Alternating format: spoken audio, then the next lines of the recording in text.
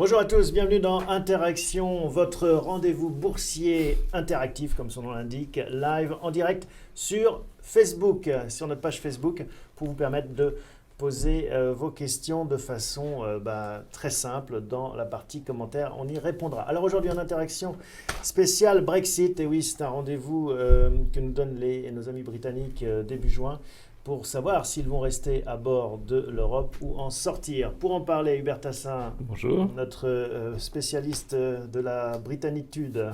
Je suis pas sûr. Paul Schforer et Thomas Louis, bonjour messieurs. Bonjour. On commence tout de suite par cette actualité chaude.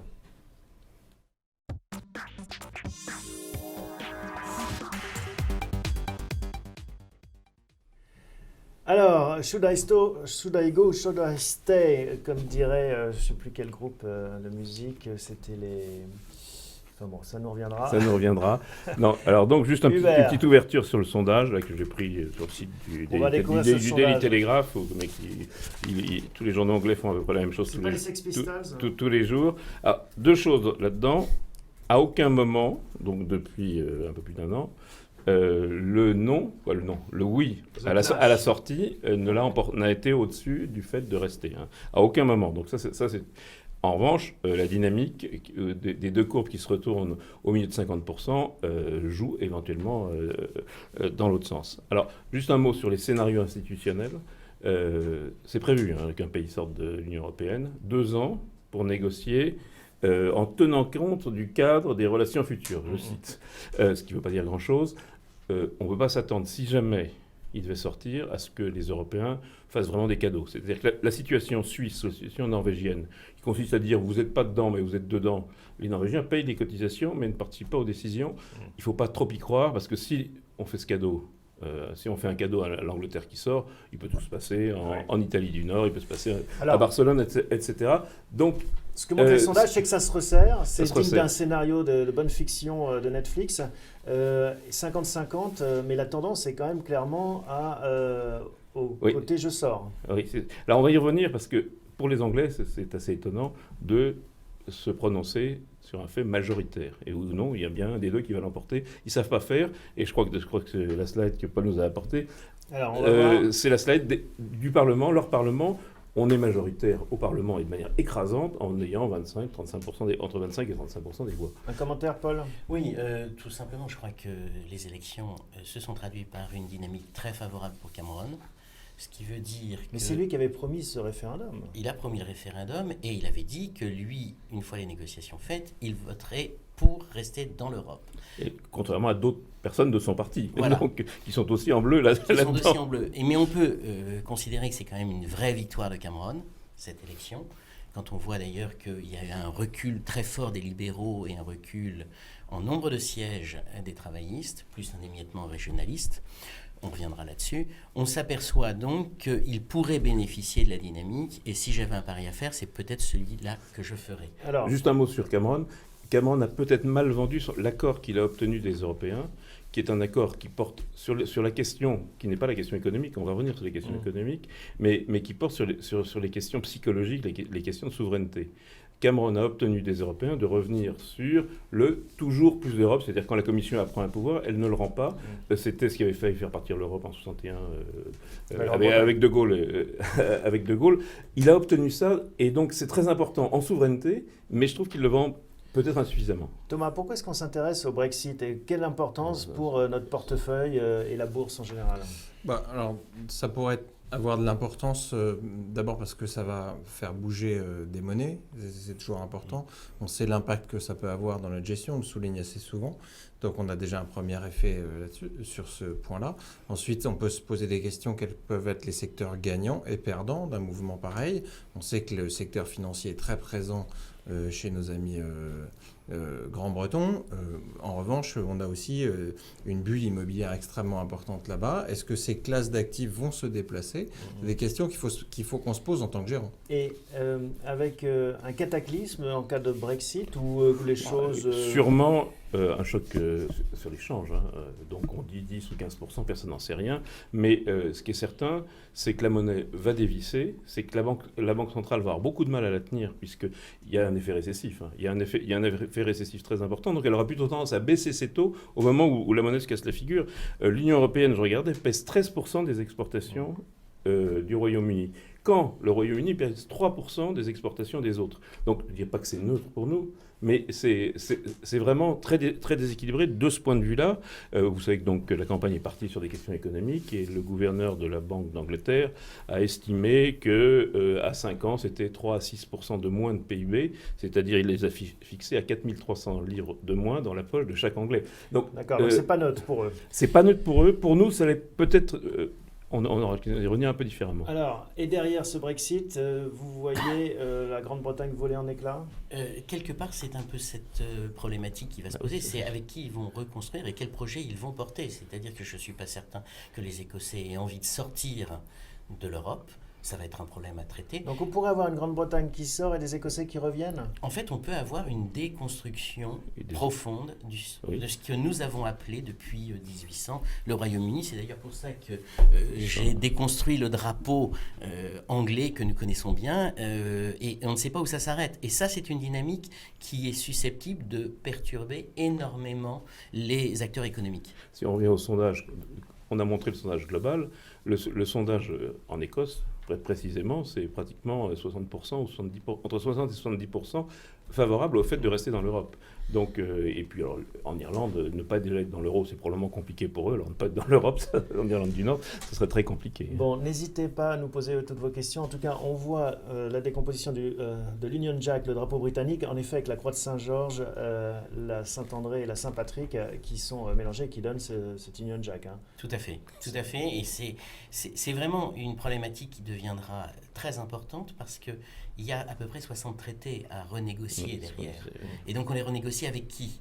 Le Royaume-Uni, l'Angleterre, l'Écosse, chacun voudra peut-être aller... Sachant que dans les 60 traités, il y a tous les traités sur les services, parce que si on appliquait les règles de l'OMC aux services, la City ne peut plus exister telle qu'elle est. Donc, ça, c'est... Et ça, je crois que c'est le point le plus important, c'est que finalement, cela voudra dire certainement une beaucoup plus grande brutalité du traitement économique et beaucoup plus de libéralisme en Angleterre. Ça deviendrait un paradis fiscal, un gros paradis fiscal, encore plus.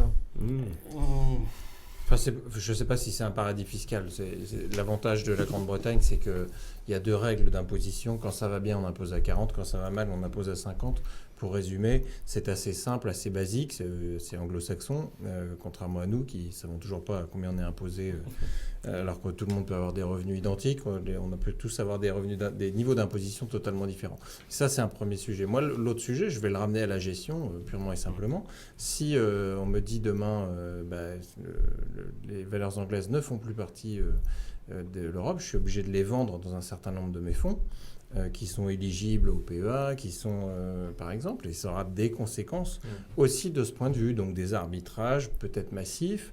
Est-ce qu'on ne va pas préférer aller vers la Suisse pendant un temps plutôt que privilégier la Grande-Bretagne ? On a un pays dont la balance courante est très déficitaire, qui vit sur les importations de capitaux et de population et de main-d'œuvre à haut niveau de compétences, les fameux Français qui sont à Londres. Et donc, ça déséquilibre complètement l'affaire. Et ça va avoir un effet, c'est-à-dire qu'aujourd'hui, tout le monde se dit on va gagner une moindre contribution à l'Europe, mais ça va avoir un coût pour le financement et de l'État, et donc par conséquent des entreprises. Et ce coût, on peut l'évaluer à une 50aine de points de base, on a une slide, ce qui est quand même assez significatif. Oui, juste un mot aussi sur les conséquences que ça pourrait avoir sur d'autres pays européens. C'est-à-dire que là, c'est un peu la porte ouverte à d'autres sorties. C'est justement pour ça que l'Europe sera extrêmement dure. L'Europe, les Français, les Italiens et les Allemands vont être extrêmement durs dans la négociation dans les fameux 2 ans des nouvelles relations commerciales, parce que s'ils laissent en fait un traitement de faveur à l'Angleterre, qu'est-ce qui va se passer en Italie du Nord? Qu'est-ce qui va se passer en Catalogne? Donc ça peut aller dans tous les sens. Le Benelux n'est pas si solide que ça. Donc, ça sera probablement très très dur pour eux. Ils n'ont rien à gagner économiquement. Je crois qu'il faut quand même qu'on s'en persuade. Graphiques, avec la décomposition. Ah oui, là, on revient un petit peu sur l'émiettement. Ce qui est important à travers ce graphique, c'est de voir que... C'est spectral. Hein. On n'est plus dans un jeu où il y avait 2 équipes, voire une 3e. Le fameux bipartisme britannique. Là, cette fois-ci, on a complètement explosé cette logique-là et on est devenu très européen finalement dans l'organisation des parlements. Mais avec un mode de scrutin très particulier. Tout à fait. Et ce mode de scrutin, il ressort dans le fait que finalement les travaillistes ont plus de voix, ont progressé, ils ont plus de voix sur cette élection, mais ils ont moins de sièges. Et il y a quand même une progression du côté des conservateurs, mais elle est moins significative. Donc c'est vraiment des choses qui sont très particulières, qui sont en train de se transformer. Alors, en effet, Hubert, vous parliez du budget. Alors le budget, c'est 0,5% c'est pas, du PIB, c'est pas énorme. Hein. C'est ce que dit le graphe apporté par Paul. Et pour la France, pour l'Allemagne, pour l'Italie, ça serait modeste comme hausse. On dit 2,2 milliards pour l'Allemagne, 1,9 milliard pour la France, 1,4 milliard pour l'Italie. Donc c'est pas là-dessus qu'il faut chercher... Pour les finances publiques des grands pays européens, ça ne serait pas un drame. Et pour eux, ce ne serait pas forcément une aubaine. Et pour les Anglais, ça risque d'être finalement un coût, parce que le coût de financement de la dette actuelle sera contrebalancera le gain qu'ils peuvent escompter sur le budget européen. On continue donc. Alors là, ça résume ce qu'on vient de dire un peu. Voilà. Oui, là, je crois que le point le plus important, ce sont des think tanks européens, donc pas nécessairement anglais, et eux ont cherché à regarder quel était le poids, quel était l'impact de la décision de sortie sur les pays sur l'Angleterre, mais aussi sur les pays de l'Union européenne. Ce qui est très clair, c'est que c'est l'Irlande qui est la plus impactée. Ensuite, la Belgique et le Luxembourg sont touchés, mais on voit que la France, c'est quasi zéro. C'est pas grand-chose. C'est vraiment pas grand-chose. Alors, on dit ça, mais si la livre sterling se pète la figure de 10 ou 15%, le tourisme en France, qui est quand même un tourisme d'anglais qui ont des gros revenus, va aussi douiller quand même. Et alors ça, c'est pas compté dans les statistiques, évidemment, c'est la parfaite transition avec la slide suivante. On s'interroge sur le Brexit, on est en direct sur Facebook, posez-nous vos questions. Alors voilà, donc la livre. Oui, en fait, le vrai enjeu, c'est la livre, et finalement... Aujourd'hui, ce qu'on peut regarder, c'est que déjà, on a, à travers l'indicateur avancé qui est le PMI, une décélération de l'activité anglaise. C'est la courbe bleue. C'est la courbe bleue pleine. On a une vraie décélération, on est passé en dessous des 50%, c'est-à-dire qu'on est plutôt dans une période de ralentissement que dans une période de progression. C'est un très mauvais indicateur relatif par rapport aux autres pays, et la conséquence qu'il y a immédiatement, c'est qu'après une très grande période d'appréciation du sterling qui est correspondu à un choix de la Banque centrale anglaise de mener une politique plutôt du type anglo-saxon américain, à l'image de la Fed, on est dans un schéma où aujourd'hui le sterling s'affaiblit et va continuer à s'affaiblir certainement dans cette logique. On sent qu'il y a des tendances quand même fortes un peu partout sur la planète à cet isolationnisme. Ça fait penser à Trump finalement aussi, à son discours America First. On voit ça un peu partout maintenant fleurir. C'est une bonne chose pour l'économie mondiale? Pour ce qui est de Trump a décidé de s'adresser à la classe moyenne américaine qui a été, entre guillemets, probablement relativement maltraitée ces 4 à 5 dernières années. On a vu, grâce aux travaux de notre brillant économiste Thomas Piketty, qui confond tout et son contraire, mais pour le coup, qui a une analyse assez juste sur les États-Unis, l'écart de richesse est considérable, et surtout, la classe moyenne n'en profite pas. Donc les Américains, qui sont malgré tout pragmatiques, ont compris qu'il fallait redonner du pouvoir d'achat à cette classe moyenne. Le pétrole a été un des catalyseurs. Vous savez qu'on aime bien les catalyseurs aussi dans cette émission. Le pétrole, ça a redonné du pouvoir d'achat aux Américains. Je pense, moi, que ce n'est que le début. Et d'ailleurs, on le voit bien au travers des chiffres d'inflation aux États-Unis, d'inflation salariale, pardonnez-moi. On voit que c'est assez soutenu. Ça continuera probablement comme ça, puisqu'il faut que cette population s'enrichisse un peu. Elle est désormais désendettée. Qu'elle s'enrichisse un peu pour contribuer à la consommation Mais américaine. même problème en Europe. Hein. Non, mais surtout, l'affaire anglaise, c'est exactement l'affaire que vient de décrire Thomas. C'est-à-dire que le type qui est au milieu des États-Unis, au Kentucky, ou Dieu sait où, c'est un peu le type qui est à Birmingham par rapport au type qui est à Londres. C'est-à-dire que la croissance anglaise, je ne parle pas de l'Écosse, de l'Irlande, même peut-être pas du Pays de Galles, la croissance anglaise, elle s'est centrée sur Londres, les services, alors les services de la finance, les services informatiques, etc. Ça s'est concentré et au détriment, effectivement, d'une classe moyenne qui existe. Et donc, on voit bien dans les fameux sondages que les Anglais, excepté Londres, c'est eux qui votent non, et alors que tous les autres votent oui. C'est les oubliés de la croissance, et donc c'est bien ce problème-là. Derrière cette bataille, il me semble que finalement, plus que de dire produisons local, c'est plutôt comment on récupère les taxations que l'on peut faire sur les grands groupes multinationaux. Et ça, c'est quelque chose qui certainement connaîtra un accélérateur après ce...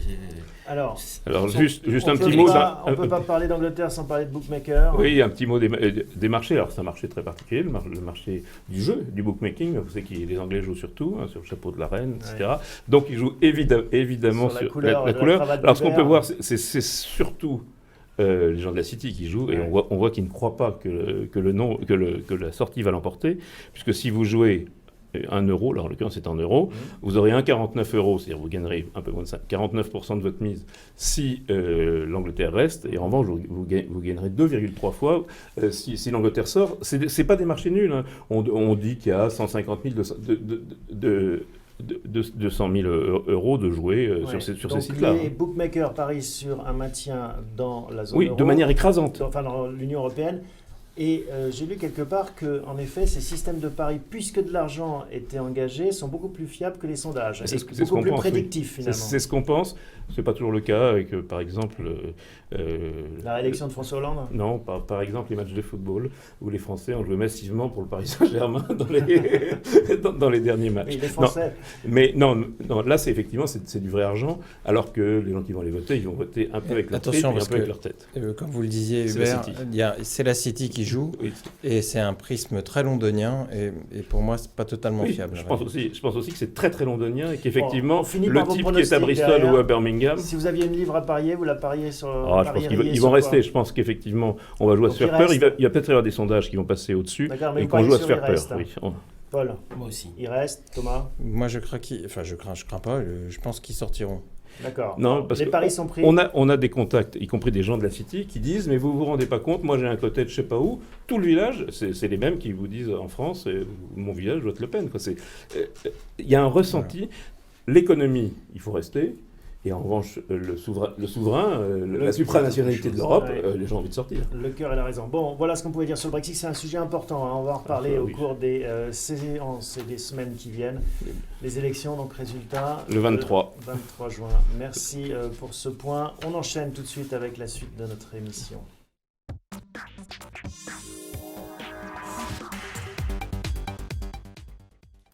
Bon, on revient à notre gestion traditionnelle, en effet, avec tout de suite Thomas Leffeux.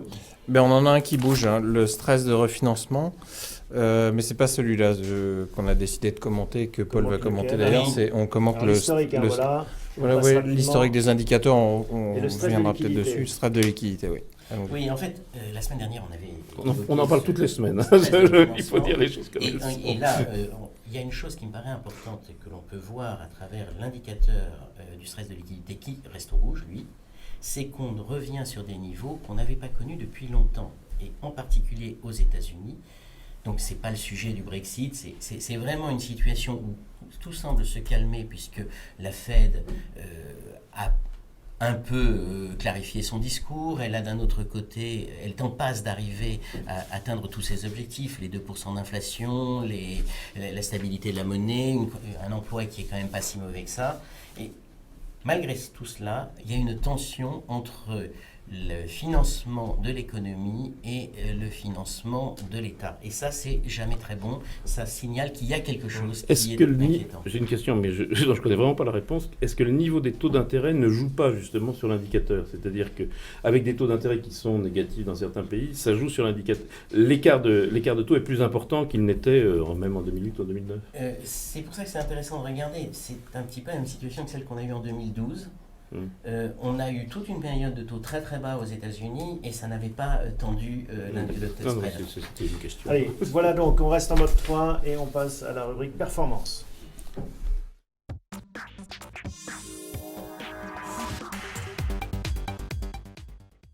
On va commencer donc par les performances côté action, les plus fortes hausses et les plus fortes baisses de la semaine.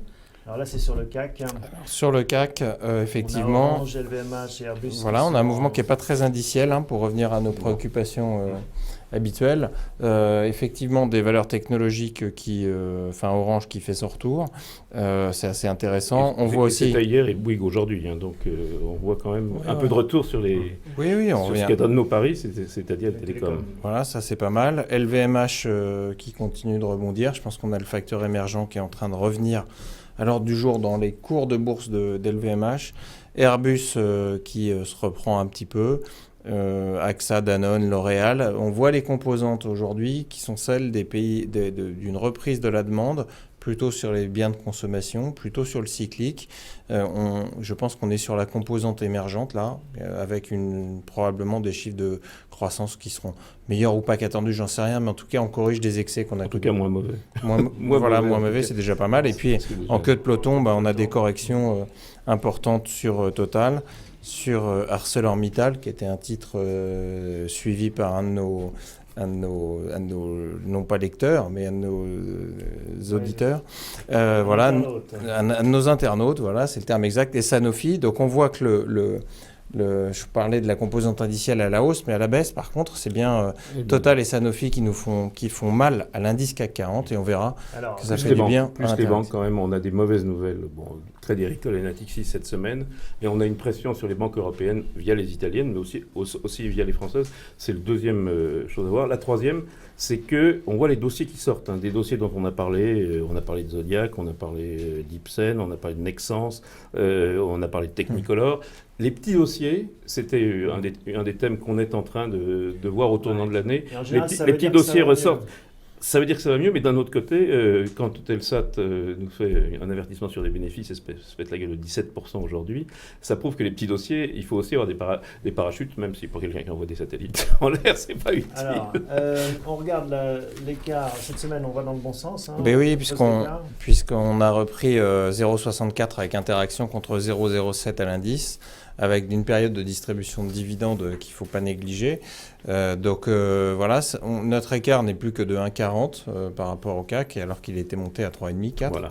Les thèmes sectoriels, on les a un peu commentés. Oui, je pense qu'il n'y a pas de remarque particulière. Il y a une chose à dire, c'est qu'effectivement, les dividendes ont ramené les liquidités à presque 10%. Ont remonté les liquidités à presque 10%. C'est mécanique, en réalité. Absolument. Voilà. Ouais. Bon, voilà donc, et Interaction, donc on a vu le top 10 et le flop 10 du CAC, voilà, sur Interaction cette semaine, ça donne ça. Oui, avec une remarquable performance de Wirecard, dans les industries, dans le domaine industriel, c'est suffisamment important pour qu'on puisse le remarquer. Orange, on en a parlé, TUI qui se reprend. C'est plus sur de la reprise technique, parce que la correction avait été violente. Oui, ça avait été un peu dur. Voilà. Nexity, on a plutôt des bonnes nouvelles en règle générale. Chargeur, c'est pas mal aussi. Deleuze, ça continue d'être excellent. C'est une vraie bonne nouvelle. Et puis à l'autre bout de la chaîne, on a notre pari sectoriel sur les matériaux de base qui nous coûte un petit peu. Ça, on sait qu'il y a des trous d'air et dans les deux sens. Voilà. Ça monte et ça descend. Exactement. Et puis on a Rheinmetall aussi qui, suite à ces résultats, connaît une correction importante, et je reparlerai de ce titre tout à l'heure. Bon, voilà donc ce qu'on pouvait dire sur ce portefeuille, ces performances. On passe à la séquence gestion.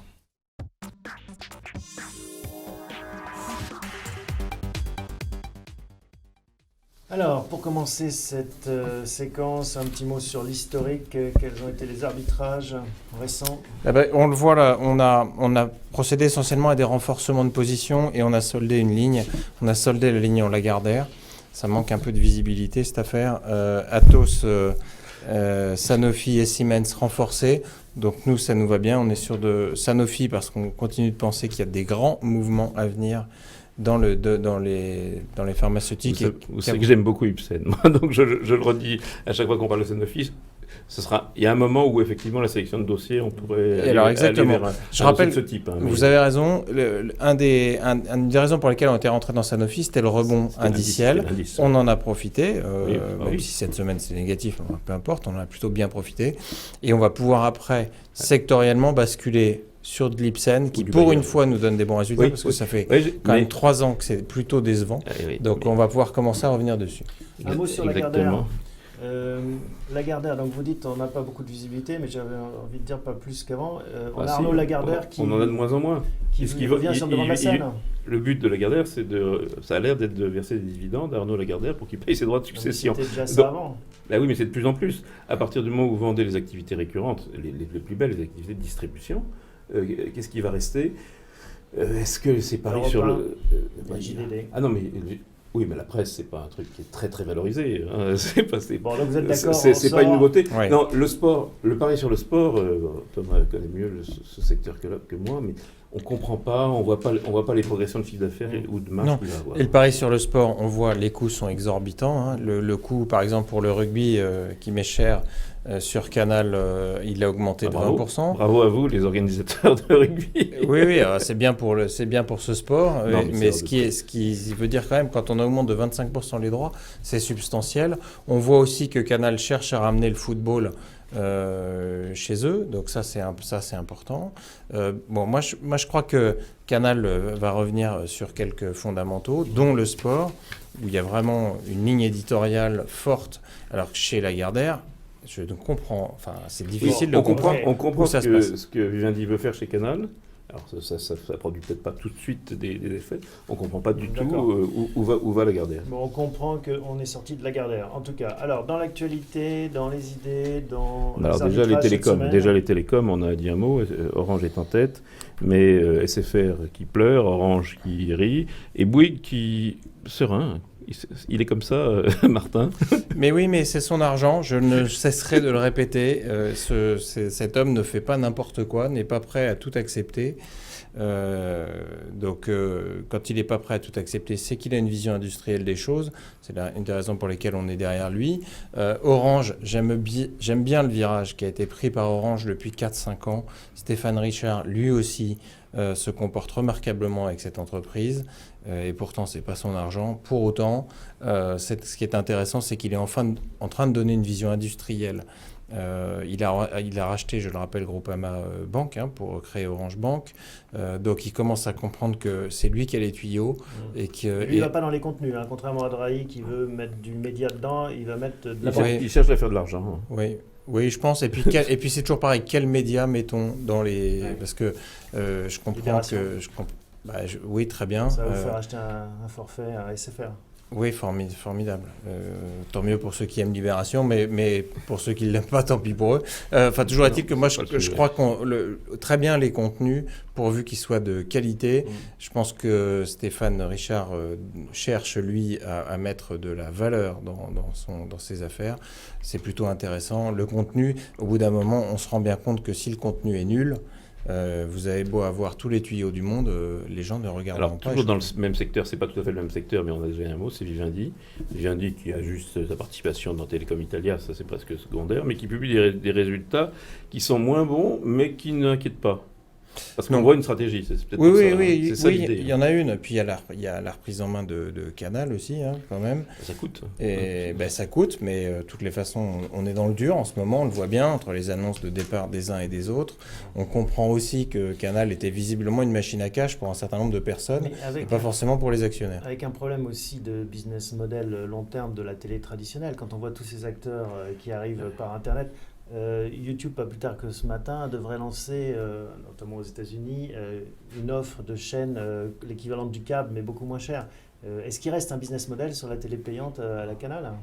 À la Canal, non, mais à la télé payante, oui. Donc, Oui, moi je crois à la télé payante pour autant qu'il y ait, encore une fois, du contenu qui intéresse les personnes. On le voit bien sur Netflix aujourd'hui, avec une montée en puissance qui est plutôt extrêmement importante. Avec ce test qu'on a vu récemment sur Marseille, par exemple, je trouve ça intéressant. Parce que le problème s'est posé pour la presse, pour la musique. Oui, mais qu'est-ce qu'ils vendent ? qu'est-ce qui vaut très cher? C'est le direct, c'est le sport. Il n'y a pas de doute. Donc effectivement, les mises nous donnent le vertige. Mais Bolloré, quand il est arrivé chez Canal, la première chose à faire, c'est de récupérer le football. Parce que sinon Canal était cuit, alors d'une manière ou d'une autre. Ce qu'on voit dans Vivendi, c'est qu'il y a quand même une stratégie que, effectivement, Havas, c'est compliqué. Hein. C'est compliqué, la publicité aussi. Hein, parce que si la télévision est compliquée, c'est que le gratuit est aussi compliqué. Mais ce qui nous rassure, c'est qu'il y a une vision et il n'y a pas de surcote. Bon. Donc voilà. Donc on est sorti de la Gardère, on continue à soutenir Vivendi, Bouygues, Orange. Alors, cette semaine, il y a un truc formidable, c'est M. Naori qui rebondit. C'est Casino qu'on annonçait quasiment en dépôt de bilan, fuite de trésorerie, qui fait une croissance externe, qui annonce qu'il s'est désendetté. Bravo l'artiste. Bravo l'artiste. Alors on avait commenté lors d'une émission le sort de Casino qui nous semblait complètement décorrélé de la réalité financière de l'entreprise, puisqu'il avait réussi à faire les ventes au prix annoncé des participations, voire supérieures pour la partie Asie. Donc chapeau l'artiste, oui, enfin voilà, c'est un garçon qui là aussi c'est son argent. Alors, oui, il fait attention. Nous on a du Deleuze, mais bon.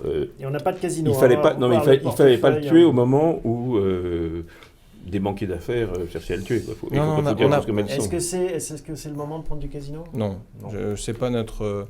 On a du Deleuze, on a un truc sérieux, quoi, sérieux. C'est pas que Casino soit pas sérieux, mais là c'est remarquable. Le Brésil, c'est que ça reste un problème. Ce qu'on voit, l'alerte sur les profits de Telsat ce matin, c'est précisément le chiffre d'affaires qui est réalisé en Amérique latine. Donc la bourse brésilienne a repris 22%, 23% depuis le début de l'année parce que la présidente a été virée, mais c'est pas une raison pour... Allez, toujours dans l'actualité, EDF. EDF, Engie, quoi, les deux. Les frères... oui, j'allais dire les aventures des participations françaises et de la gestion à la française continuent. Sur EDF... c'est un mauvais film qui est en train de se passer. Vous n'achetez pas l'histoire industrielle, qu'il faut absolument que l'EDF reste présent dans le mais bien sûr, mais bien sûr, et plutôt deux fois qu'une. On pense même que tout est à peu près dans les cours aujourd'hui. Mais ce qu'on voudrait, c'est que les politiques arrêtent de se mêler d'industrie. C'est une catastrophe systématique. C'est très mauvais qu'ils parlent. Voilà. Donc on a bien vu que... Mais c'est pas cher, vraiment. Non, mais ce qu'on a vu, c'est que visiblement, les sites, notamment de Fessenheim, vont pas être convertis en usines à fabriquer des Tesla. Hein, c'est quand même la belle annonce de Ségolène Royal. C'était quand même énorme. Et puis alors là, ce matin, toujours plus fort, l'histoire sur le gaz de schiste ou le pétrole de schiste, qui concerne aussi bien d'ailleurs EDF que Kenji, où une ministre nous annonce qu'elle va essayer de trouver une solution pour interdire l'importation du gaz de schiste. Effectivement. Elle va lui donner une couleur, je ne sais pas ce qu'elle va faire. Oui, alors ce qui va être intéressant, c'est comme on le sait, c'est que les deux gaz sont mélangés dans les bateaux, donc il va falloir... les trier à l'arrivée. Mais bon, on n'a pas de pétrole, on a des idées en France. Mais EDF, on a tenu bon quand c'est passé en dessous de 10 €, c'est remonté à 12, là c'est entre 11 et 12. Je crois qu'il y a du potentiel. Hein. Oui, je crois aussi. C'est pour ça qu'on l'a d'ailleurs. On en a eu du EDF, on n'en a plus. Si, on en a. On s'accroche à nos actions EDF. Ah oui. Oui, parce qu'on l'a acheté dans un timing un petit peu plus haut, mais c'est pas grave pour moi. Je pense vraiment que le bon sens va reprendre. Même si ce dossier reste pollué par les annonces politiques, en effet, il suffit que Ségolène Royal ouvre la bouche pour que ça gagne ou ça perde de 2%. Mais je pense que les marchés ont compris depuis longtemps que les politiques ne peuvent rien. Ils ont beau raconter leur histoire, on le voit sur Renault encore ce matin, ils ne peuvent rien. Ils ont beau raconter, ça c'est de la publicité ce sont des propos électoralistes qui n'ont plus d'impact. Pendant un temps, ça a eu de l'impact. C'est fini aujourd'hui. Alstom.